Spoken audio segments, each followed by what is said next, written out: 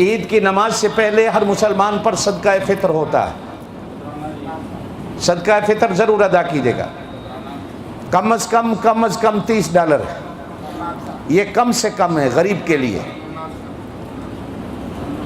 حضور پاک صلی اللہ علیہ وسلم نے اپنی پوری زندگی میں کھجور کا صدقہ فطر دیا ہے،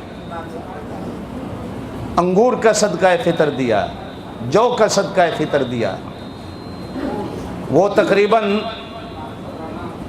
3.5 کلو پونے 4 کلو بنتا ہے. کھجور $60 kg ہے تو 3.5 کلو کا حساب لگا لیں. اچھی کھجور جو حضور نے صدقہ فطر دیا ادا کرتے جائیے. خیر توجہ میری طرف بھی رکھیں. عید کی نماز ہر مسلمان پر واجب ہے. یہ ایسا واجب ہے کہ اگر نہیں ملی تو اس کی قضا نہیں. وطر ایک ایسا واجب ہے کہ اگر کوئی ادا نہ کر سکا تو اس کی قضا تو ہے، لیکن عید الفطر اگر باجماعت نہ مل سکی تو اس کی قضا نہیں ہے. یہ ایسا واجب ہے، یعنی تھوڑی سی اس میں رعایت. 2 رکعتیں ہوتی. نیت میں کہنا ہے 2 رکعت نماز عید الفطر واجب. اس میں 6 تکبیریں اللہ اکبر یعنی زیادہ ہوتی.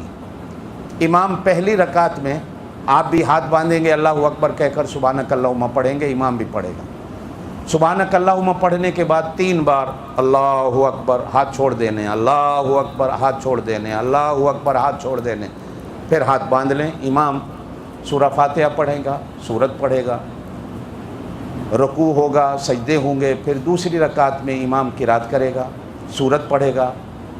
رکوع سے پہلے پھر اسی طرح 3 بار اللہ اکبر، اللہ اکبر، اللہ اکبر. چوتھی تکبیر کہہ کے رکوع میں چلے جانا ہے. عید کی نماز پڑھنے کے بعد عید کا خطبہ سننا بھی واجب ہوتا ہے. عید کا خطبہ سننا بھی واجب ہوتا ہے. اگر کوئی خطبہ سنے بغیر اٹھ گیا تو ڈر ہے کہ اس کی عید کی نماز بھی نہیں ہوگی. یہ واجب. عید کی نماز اس کے بعد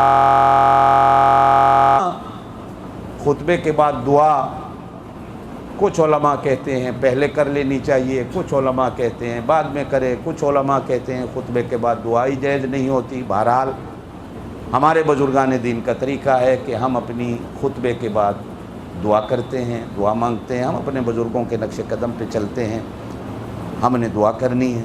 اس کے بعد عید کا دن ہے، رشتہ داروں کو ملیں، آپس میں ملیں، عید مبارک کریں. خوشی کا دن ہے.